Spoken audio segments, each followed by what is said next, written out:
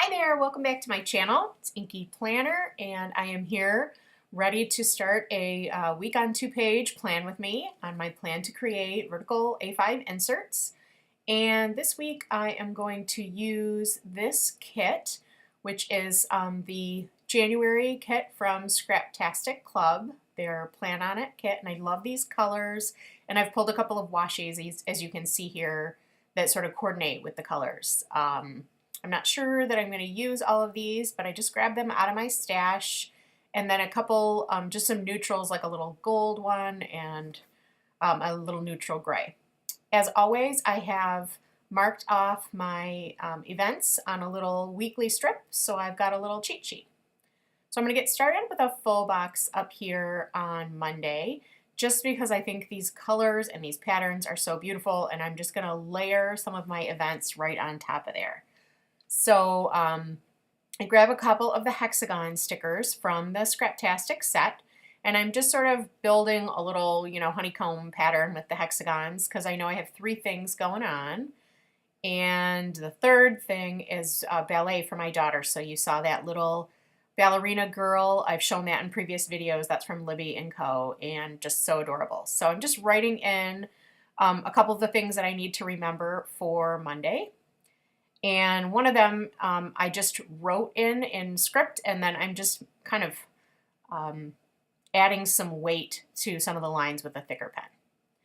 Then I'm using this volleyball event sticker from Plan to Create to jot down my volleyball game for Monday night.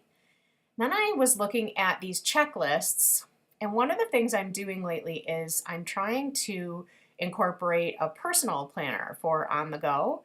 And that's really the nitty-gritty of my to-dos. So on my weekly page, I really wanted to just narrow it down to like the top 3 must, like this, if I do nothing else, this is what I've got to accomplish today. So on my personal page, or my personal size planner, I end up doing like a larger to-do list with more of the little details of everything I want to accomplish, but this is sort of my focus. So that's why I trimmed those checklists down to just the 3 boxes and then put a little of that washi above to separate that section off. And that seems to be, I'm still playing with the personal thing, but that seems to be working for me. So I'm grabbing this little rectangle. This is from a much older Scraptastic set, a 2015. And then I'm just looking through my ink swatches to find a color that I like, and I end up going with this sort of coral color by Simon Says Stamp. You can see me pulling out various pinks, and I kind of wanted to look for that coral color. So I end up with Coral Reef, which is a hybrid ink. And if you guys haven't tried these hybrid inks yet, I really enjoy using them in my planner. They don't bleed quite as much as a traditional dye ink, but they still give you the nice fast drying and crisp finish. So I just used that to put a little rectangle on Tuesday and added a sticker to indicate that's my dad's birthday. Now I'm going to put a little stamp, that little grid stamp from the October kit from Scraptastic Club, and I have a few appointments on Tuesday, and I'm just picking a color to use that stamp, and I'm going to line up all of my appointments in that little grid. And rather than leave it so pale, I wanted to fill it in with a little bit of color. So I'm using this school sticker from Planner Kate and marking off my daughter's preschool, and then using another Planner Kate in the same color to mark my tennis match. And then we have a meeting at our home with a contractor who's going to do some reno work with us, and I want that to kind of stand out because that's an important, like an atypical thing for us. So I was looking for a different color and a different sticker to indicate that, and I think I end up coming with a label sticker. I'm looking at these Scraptastic ones, and I picked something sort of in the red family to tie into that washi. So I'm just jotting down that meeting. And again, I mentioned that this is not a normal part of our schedule, so I was looking for something else to set that off, and I found that stamp there that I just showed you that says important, and that's from Studio L2E, and I'm just using that to just, again, draw a little attention to that event. As usual, I'm kind of grouping all of my events in one section of my vertical page, and then my little to-dos or my focus items down in that bottom. That seems to be a good layout for me, and it naturally works with where I look on the page for the things that I need to do. So I'm moving on to Wednesday. Something that I do a fair amount is I overlap the vertical borders between the days. I just think it maybe helps the week flow a little bit better and adds a little interest. It's just more interesting to look at. So you can see with that remember sticker, I'm kind of hanging off the left side, and then with this green event sticker from Planner Kate, I'm hanging off the right side a little bit because I made a commitment to go donate blood, the Red Cross. And then I'm pulling out that rectangle stamp again for Wednesday night. And then these cute little girls from Libby & Co. for my daughter's gymnastics. So I'm kind of whipping through the week. Everything seems to come together so quickly with all of these cute stickers. I feel like my sticker heavy weeks go a lot faster than my stamping heavy weeks, if that makes sense. But I love the stamping, so I'll never abandon that. But these stickers sure do make life simple, and everything is color coordinated, and it's great. So I found another full block box that I wanted, just another sort of block of color on Thursday, and I'm doing that same thing I did on Monday, where I'm just lining up some of those hexagons into a little honeycomb shape.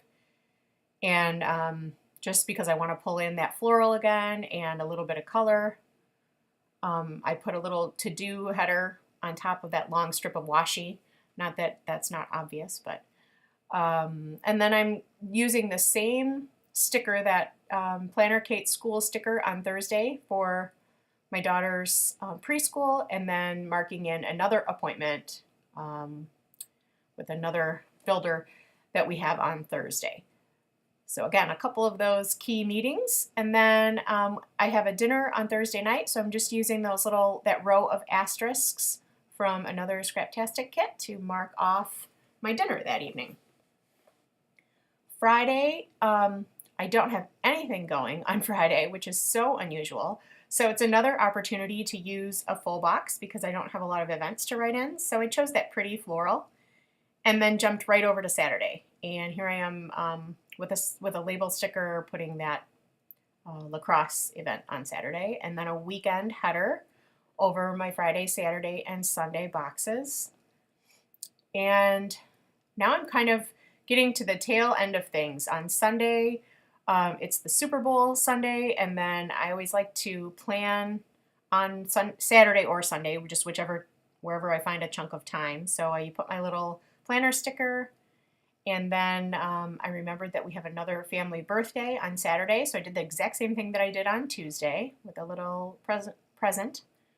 And then Saturday night we have a dinner with a group of friends, and I just put a little alarm clock sticker for that to, again, just add some interest. You know, I kind of go back and forth between having my events like bound in with a rectangle, and then some of them that I consider to be like more open and have don't have like a box around them, if that makes sense.